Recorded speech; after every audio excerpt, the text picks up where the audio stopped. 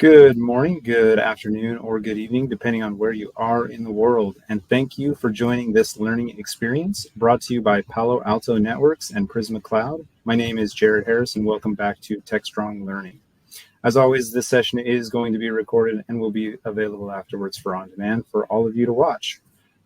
Please send in your questions in the Q&A panel on the right side of your screen, and you can also join us in the chat and tell us where you're signing in from, give us any of your comments throughout the program, or just tell us anything you want to know.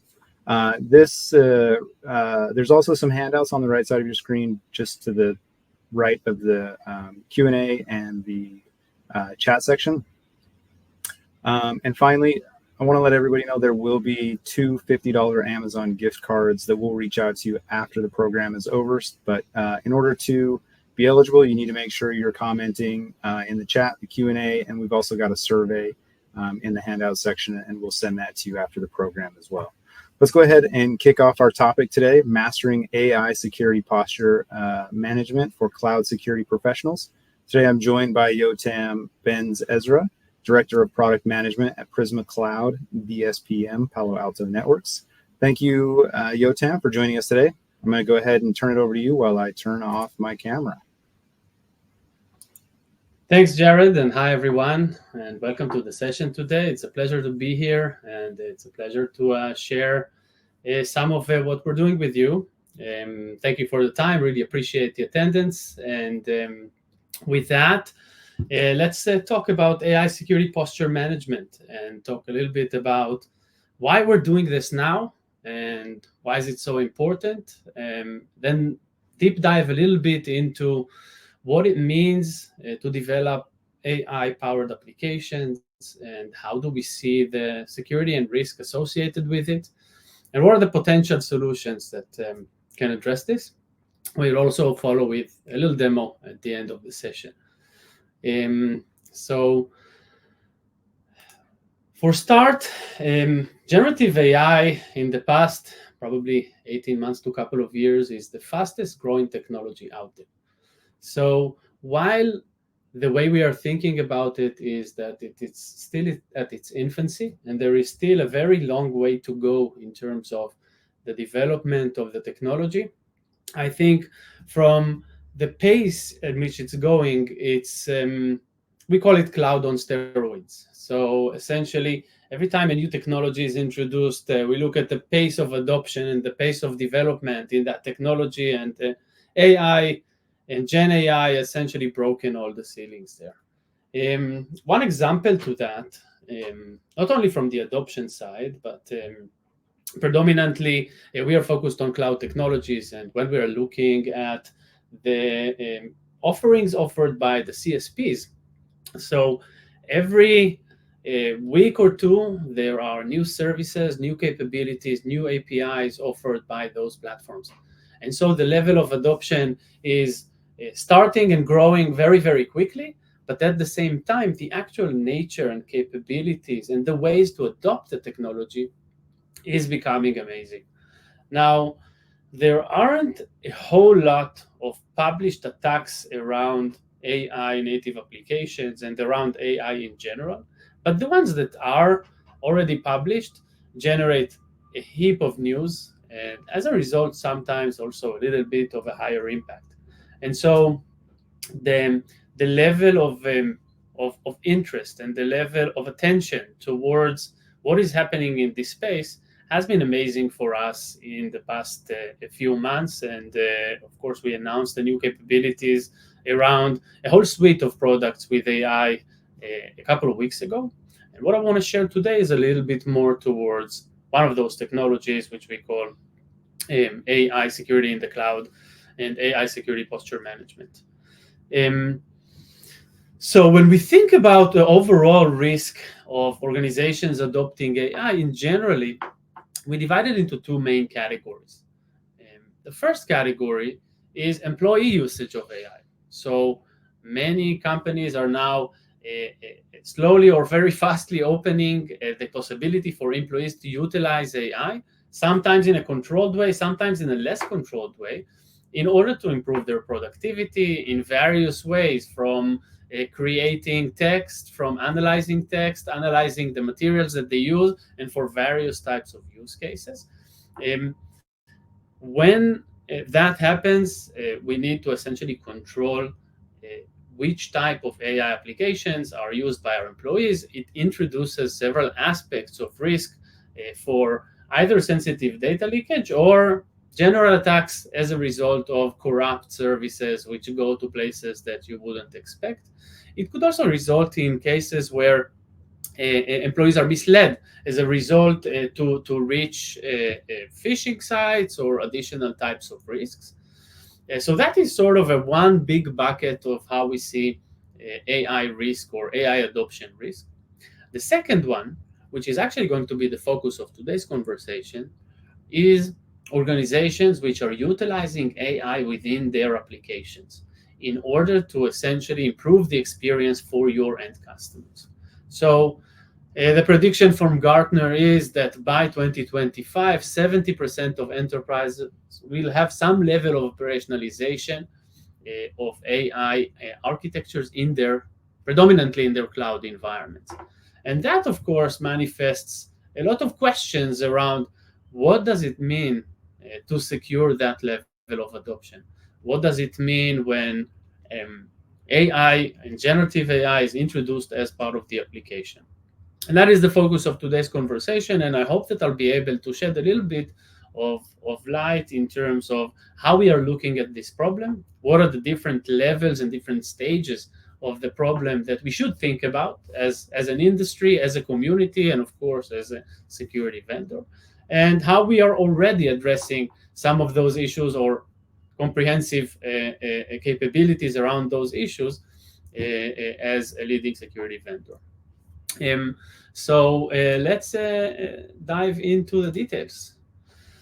So when we're talking about an organization which utilizes what we call AI-powered applications, so essentially, to start with, those are applications, right? I mean, they will have all of the risk aspects and issues or potential vulnerabilities that a normal cloud application will have. If we're thinking about the code of that application, if we're thinking about the supply chain of that application, the actual infrastructure of that application, and then the runtime of that application. But that is, of course, part of cloud security and part of cloud security strategy and solution. But the question we want to deal with today is, what are the specific issues which are introduced as a result of introducing AI components into that application? Are there things that we should think about additional to traditional or cloud application security? And we divide those aspects into three categories. The first one is essentially control. So with the development of the technology and with development of AI models, the level or the degrees of freedom that are out there in terms of what we are going to utilize as part of our infrastructure is simply amazing. If you go into simple sites like Hugging Face, you will see thousands and thousands of variations of models. Some of them are more known than others that are available for you. Some of them are open source, others are not. Some of those models are offered as services. Some of them live as a SaaS service, and some of them are offered part of the CSP, public cloud managed offerings. Now, several organizations are starting, and other organizations are already underway in terms of developing a governance policy around what should we use as an organization versus what we shouldn't. And I think that this is an important topic that organizations should think about. Now, if you're able to understand what is running in the environment, you're able to start thinking about governing that usage. Now, this is a known problem in the cloud space even before AI. So if you think about a sentence that a lot of people have been telling me, being in cloud security for a while, when you talk to customers around cloud security, what they will say is, all these developers are doing many things in my cloud environment, and I have no way to be sure or to be visible or to control what is happening in the environment. And so shadow AI, or essentially usage of unsanctioned models, artifacts, assets in the AI pipeline, is something which is considered a risk. The second implication of that, or the second aspect of utilizing AI, is what we call AI risk. So risk to the AI ecosystem itself.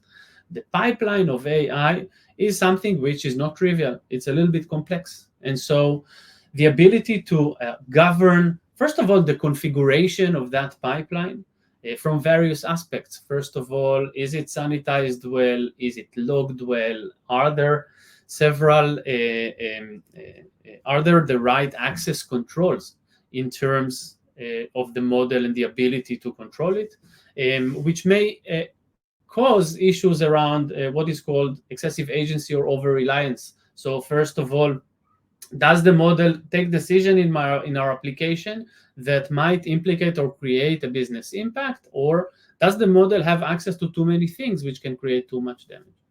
And of course, prompt injection, denial of service, there are a lot of threats which are actually when we are utilizing the model as part of the environment. The last category that we divide the risk to is data exposure. And that is probably from having probably a couple of hundred conversations with customers only in the last few months around AI risk, that is probably the biggest item that I hear. The notion of the lack of ability or the lack of clarity around how data is impacted as a result of AI usage. So we are utilizing data in various parts of the AI pipeline, and that data is exposed to various types of risks, which can have various levels of impact on our AI application. So now not only we are worried about data exposure, which might be inadvertent because we don't fully understand the lineage of the application, but also additional aspects which can essentially impact the behavior of our application, or how it will essentially generate results to either end users or other parts of the application. And what I want to do now is take you through a few examples and kind of shed a little bit more light on how this can behave in the environment, and talk about a few attack vectors which are a little bit more unique to the AI space than the general cloud security, application security threats that we see out there. And the first one, which was referenced here, and there is the source of this attack, is what we call LLM jacking. And the idea here is that running AI and using AI predominantly in the first thing is not free. And attackers, as we've published in multiple cases, attackers are also looking to utilize AI for their activities and utilize LLM. And LLM jacking is about the ability for an attacker to essentially utilize a model without permission. In this specific technique, but this is just an example, it could be any other type of supply chain vulnerability. They're using a supply chain vulnerability in a certain framework in order to gain access to cloud credentials. So this is kind of a very common way to infiltrate the cloud. Only the impact in this case is that once those credentials are obtained using any type of infiltration method where I could, as an attacker, get credentials to a cloud framework, now the attacker is trying to check if any of those credentials grant them access to utilizing or to querying a model that is running in my environment. Now that could result in two major things. The first one is that now the attacker has a free model. The numbers that are published in the paper that I reference here are pretty staggering, but they are in the tens of thousands of dollars per day from a cost perspective. So significant direct financial impact only from the ability of an attacker to utilize our model without our permission. But then also in this technique, there were also proof of attempts for leaking the data which was used to train the model. So now I have an access as an attacker to a free model. I can start querying the model and start trying to trick the model into gain the data. Now, if I'm not governing as a security practitioner, if I'm not governing from various levels or various layers of this ecosystem, then I might be essentially impacted by such an attack. So the start of the impact can be financial, and then it can lead also to data leakage. Now, here the key parts are, first of all, the supply chain of the model. So essentially the infrastructure, the cloud environment. Of course, the way to get to the credentials was via vulnerability in one of the common frameworks. But then the second and very important part is that those credentials were sprayed across a large number of models, and the ability to manage the right access level. And we know, how access looks like in the cloud. In many cases, access is excessive.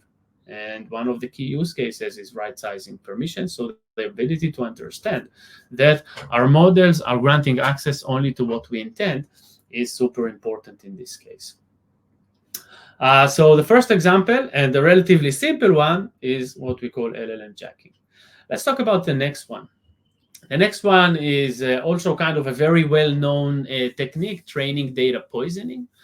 So, of course, when we utilize an LLM in our application, in some cases, we will use a vanilla model. So a model which is essentially right from the supplier, something like a GPT-4 or Gemini, a Llama, or whatever. In many cases, because we want to tune the model to use cases which are specific to our application or specific to our customers, we will fine-tune the model based on specific data.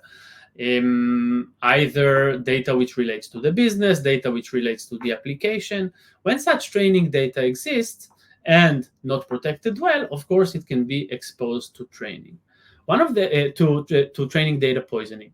One of the interesting parts of this technique that is referenced here today is that it is shown that the behavior of the model using specific techniques while triggers are inserted at various parts of the training procedure, a very small amount of data is needed in order to create a very significant bias in the model behavior. So what they showed here is that using a trigger technique, the ability to really bias the behavior or the output of the model was demonstrated. Now, this is very interesting because while today I think we are still in a very early stage in terms of what type of decisions we allow LLMs to take as part of our application, this is a growing technology, and the pace at which it is growing implies that those decisions will become more and more important. And so if I'm able, with a very small hole in my training data and a very lean activity, probably hard to detect, to poison or impact the behavior of a model in such a significant way, that is something which we should really watch out for. The other interesting aspect, which is shown in the other research I'm referencing here, is that it was proven that it is super practical to poison data in terms of the attacker. So what they show is that with a few tens of dollars, I could essentially poison models which were trained on vast amounts of data. And so to summarize, from the attacker perspective, they need to poison less than 1% of the data, and it doesn't cost so much to actually do that for models which are unprotected. The impact, change in behavior of the model itself, which might impact the way our application behaves, and essentially anything down the road in terms of how that application will operate. So this is the second kind of very big bucket of how data can impact our model part of the application. The last example I want to talk about is information disclosure. Now, on this case, I think there are very famous several techniques, jailbreaking, ignoring the safety guardrails and directions that are ingrained in the model configuration. Essentially, prompt injection is something which is very well known. And what I want to talk about here, of course, it can be used to trick the model into performing operations which were unintended or ignoring the original instructions. And I think the division to two categories are very interesting. The first one is called goal hijacking, where essentially we are causing the model to do something which wasn't intended. So that is kind of similar to the behavior impact we discussed before. But the second, the prompt jacking type technique, is essentially causing the model to disclose information which was not intended to be disclosed. So in this demonstration here, essentially the model is exposing the original instruction when it was not intended to do that. But the question is, if I'm training a model on sensitive data now, and maybe I'm using data which I don't want exposed as a business, it could be customer data, it could be health information, it could be financial data that I've used in order to train my model with the purpose of providing better services to my customers, sorry, not security services. So if I've done all that, what is the impact and what are the degrees of freedom that an attacker may have in causing my model to expose that data inadvertently? And I think even more than that, how aware am I as a security practitioner of the impact of that? Since the lineage or the relation between the model and the actual originating data is not always clear to me, if I don't have the right understanding of my AI pipeline, can I really infer that risk, understand that risk, and mitigate it on time?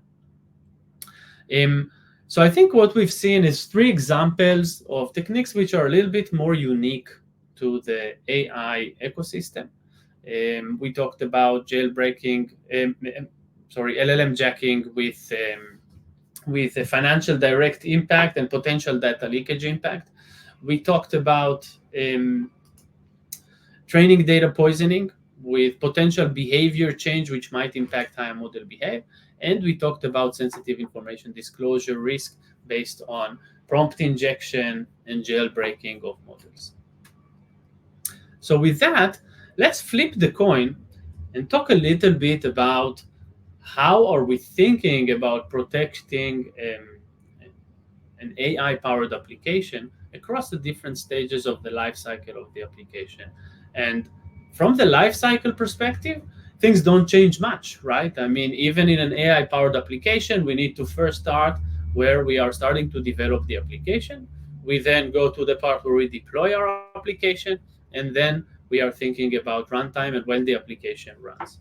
So on the development side, we talked about supply chain vulnerabilities. Of course, in various parts of the application, this is meaningful, but we could have supply chain issues in the AI parts of the application themselves. So, for example, if we're utilizing an open source model and that model was downloaded from somewhere we don't have control over, it could use vulnerable libraries, it could contain malware inside. There have been various cases where models and model repositories, shared repositories, and open source repositories have been used by attackers in order to essentially entice a usage of corrupted model application.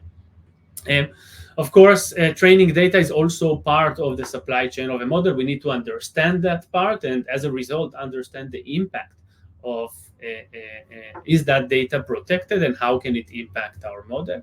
And of course, the other parts of the AI pipeline. So the AI pipeline is pretty complex. We have our models, we have deployments of those models, we have various agents and plugins which are enriching data either before and after a prompt gets to a model. We have our vector databases, we have our training data and potentially inference data in the mix, and that supply chain might have misconfigurations associated with it. So that's the application development part.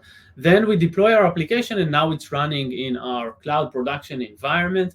We want to make sure that we are managing access well. We want to make sure that our model only grants access to the parts of the application and maybe the privileged users which are supposed to maintain and run with regards to this model.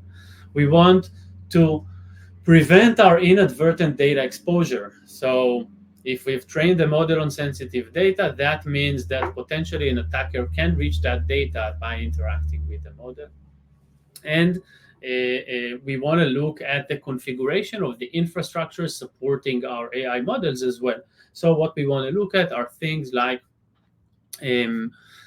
we want to look at things that are like the configuration at the cloud level. So is it logged well? Is content filtering guardrails applied? Does it comply with the policy that we defined as an organization?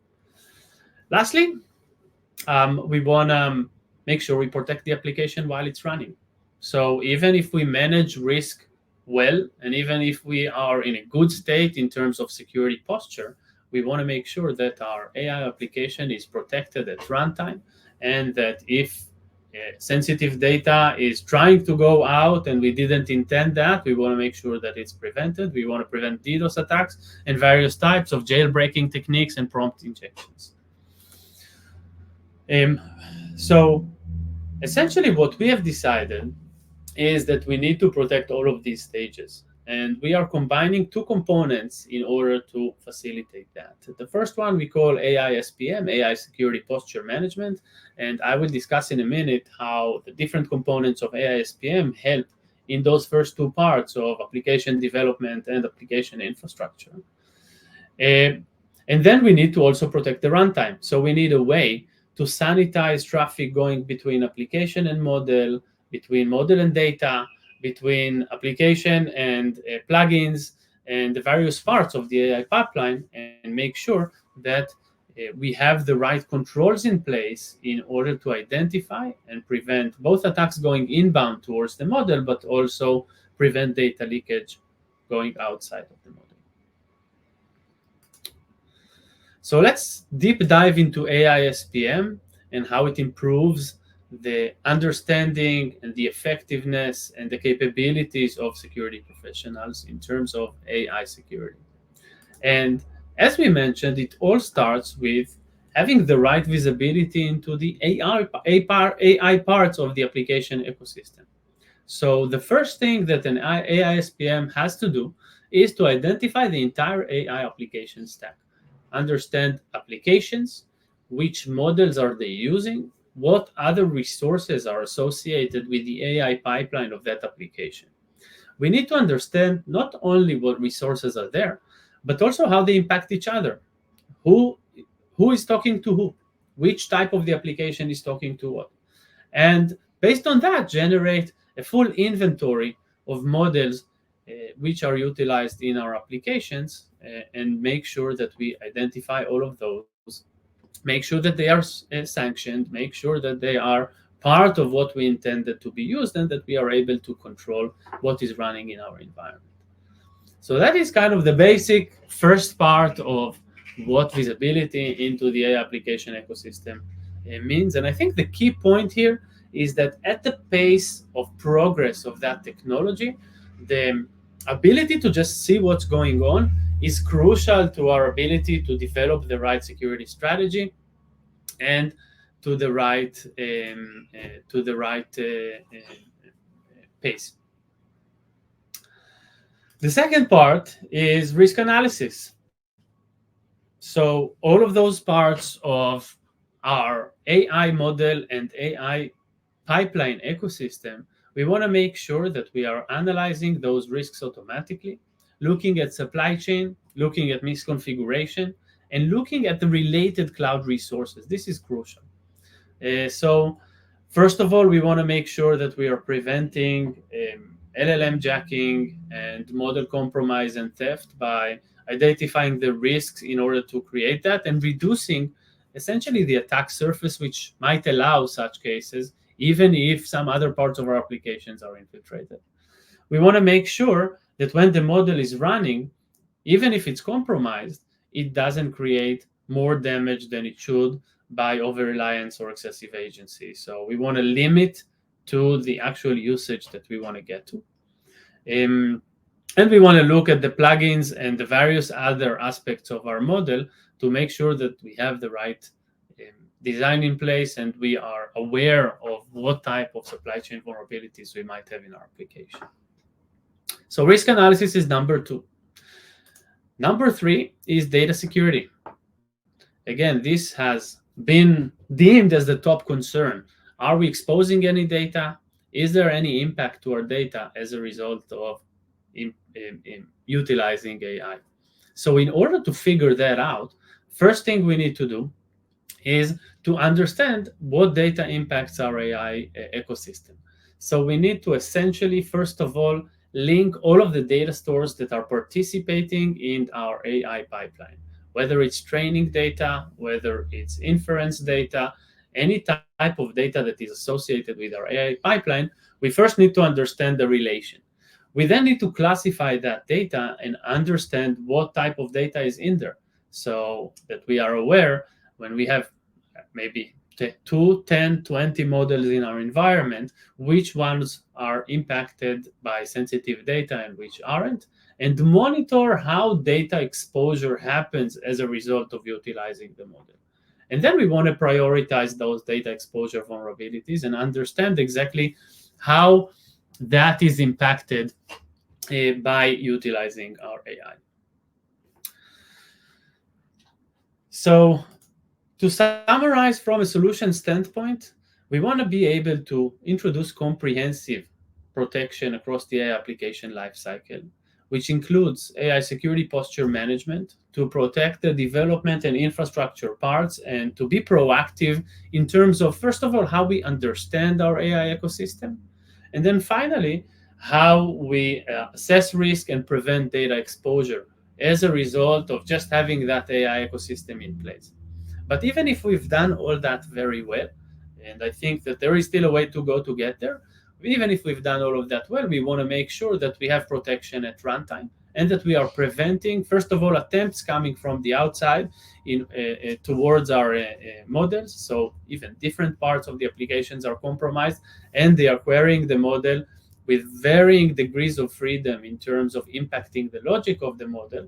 We want to make sure that we are implying that protection.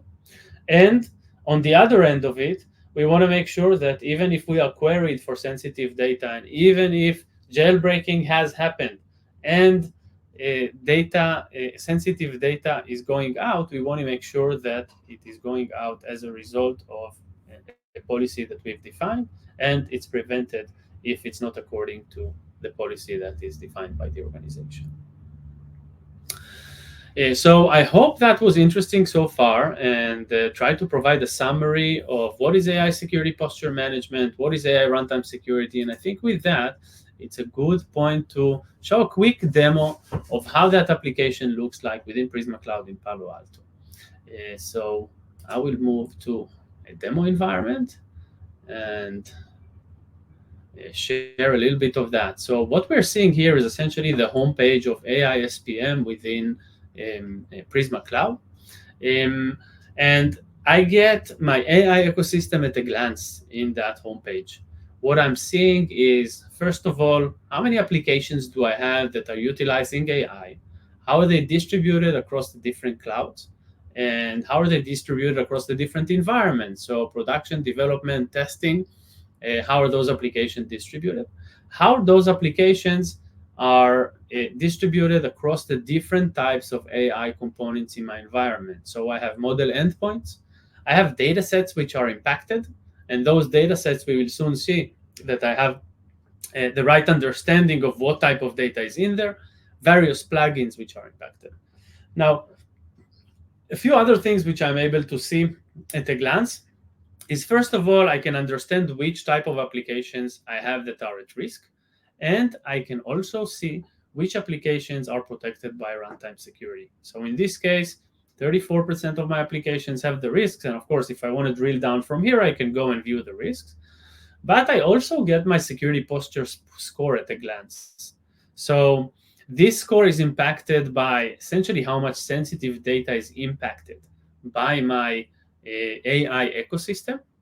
That's how the score is calculated. The purpose of the score is essentially to give me a relative point to make sure that I'm able to track my progress and see that I'm advancing over time. And then I can see the top risks in my environment over my entire environment that will impact that score the most. So if I'm asking myself what is the first thing I should be doing in order to improve my security posture, I will probably have to go and fix that first policy. And prioritization, of course, is key, right? So I want to make sure that the time I invest as a security practitioner is essentially having the most impact on the security posture on my environment. So now I can essentially follow that workflow and go directly to risk, or I can go and search for additional information on my applications in order to look at what applications do I want to improve risk for and what applications do I want to apply runtime protection to. So if I go to my applications, I will get a list of my applications. This list will be prioritized by the risk level of that application. And for each of those applications, I can see how many data assets are discovered. I can see what cloud is impacted, and I can see what type of application it is. So here I have some sort of an application. We call it Service Chat, and it's a production application, and it has 3 data stores, and I want to understand more. I can also see it's not protected by runtime. So I can drill down. In this case, I get a full breakdown of how this application is built and how it's impacted. So I can see I have a GPT-4 model. I can see I have training data associated with that GPT-4 model, and I can also quickly drill down and see what type of sensitive data, here in this case, credit cards, medical information, and some PII associated with it. I can see that this model facilitates a deployment which runs in my application, and I can see that application to model communication is not protected by runtime. I can go from here directly to go into a flow of deploying the runtime security component. I can also see additional inference data impacted. And if I go to the risk, I can start looking at what are the top risks for this application. So I'll click in here, and I can see that I have a few risk policies. I can see what type of asset is associated with this policy and what type of sensitive data is impacted. So in this case, I have a publicly writable training data set. That means that this data set might be susceptible to data poisoning. So if I want to drill in, I can see here various additional information. So first of all, explanation of what is the risk and how it's impacting my environment, what type of frameworks are associated with it, what information I have on the data store, on the training data store. So first of all, I can see it's a bucket in GCP. I can see that it has various tags, and I can see some additional information about what type of sensitive data is there. I can also see the actual file that I need to go to in order to figure out what I want to do with this. Do I want to remove this data, or do I want to change access? In this case, the immediate action would be to change access. And from a remediation standpoint, I can go and get a CLI in terms of how to fix it, or I can download a Terraform, which will help me fix it. So with that, that concludes the talk for today. I'm going to go back to the presentation. And I want to open up for some questions from the audience. I think I will look at the chat here and see if there are some questions. So I think there were questions around sharing links. So in the handouts section, you're able to get access to the links and some additional information that is available.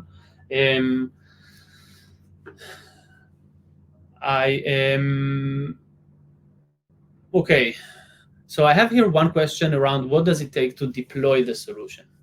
So from a deployment standpoint, I will share that we are utilizing 3 main technologies. The first one is cloud-native APIs. Obviously, that helps us facilitate some of the metadata collection, discovery of cloud-native services, and then also some of the posture analysis.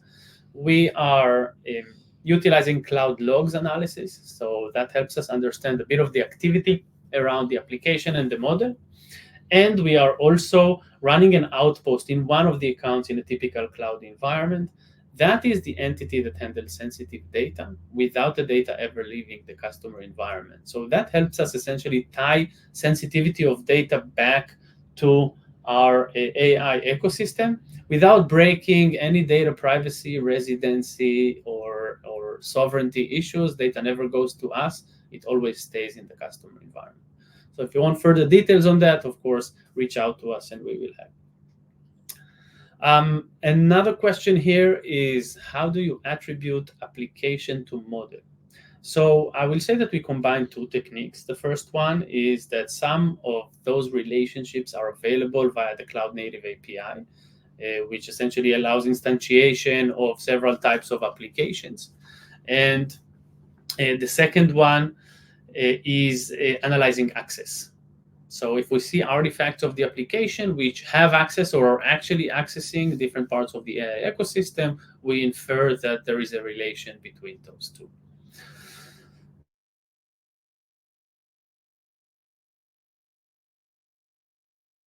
Thanks for the question. The integration is, first of all, you're able to gain full visibility with AI security posture management and understand where do you have applications which are protected or not protected by the runtime component. And then also you will get the feedback when you are protected. And also you're able to trigger the deployment flow or the provisioning flow of the AI runtime component from AI SPM and vice versa. So the integration between the two components is tight, and there is the same terms that you will see in the two parts of the solution. And then also it will enhance and improve over time in terms of depth of information shared between the two solutions.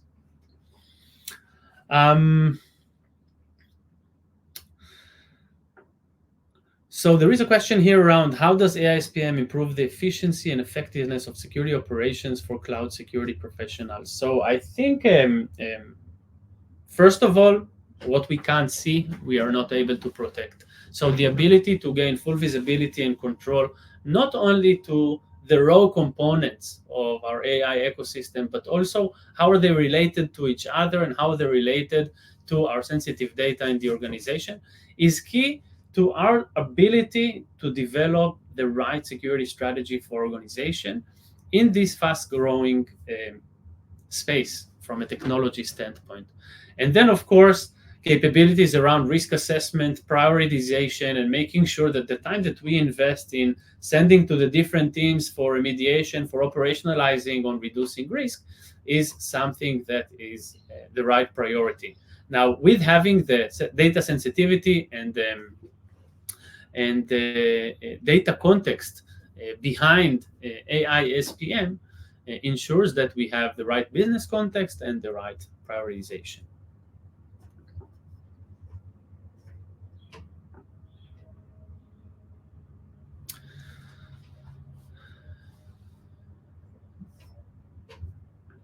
So there is a question here around AI usage. AI usage requires stronger governance capabilities to mitigate data exfiltration or unauthorized access to AI models and resources. In that case, will setting up an inventory first and adding other components later will be a good approach, or everything has to be considered at one time? It depends on the appetite of the organization for security, I think, and the stage of the organization in AI adoption. I think from a visibility standpoint, I would try to have full visibility, as much visibility as possible, specifically in the AI space because of the pace of the technology today.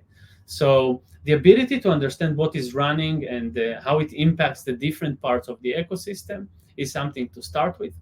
Of course, if at that level I'm also able to get risk analysis and understand data exposure, I think this provides a great understanding.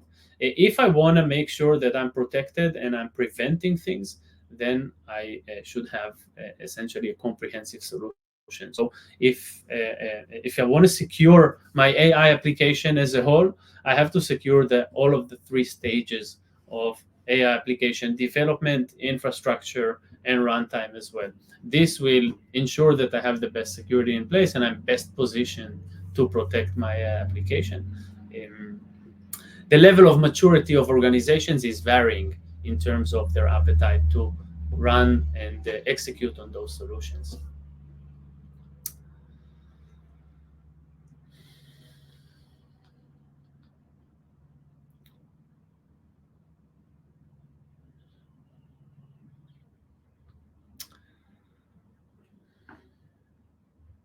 So, does the tool help with data discovery and tagging to categorize those data sets? So the answer is definitely yes. We believe that in order to effectively protect our AI ecosystem, we need to understand how it impacts data. And so the solution automatically discovers data and tags and classifies that data, which is associated with the AI pipeline.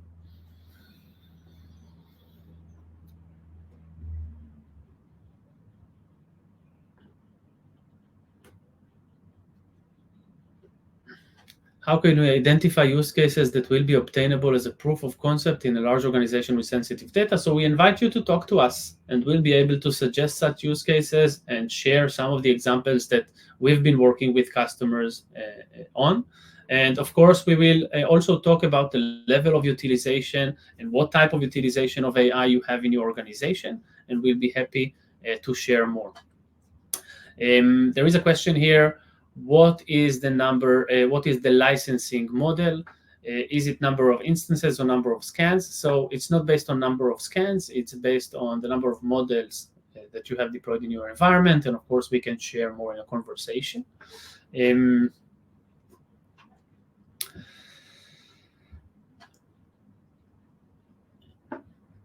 Besides the ISPM, should data security and privacy management also be implemented? So given that the top concern by customers is the impact on data, we believe that the answer to that is yes.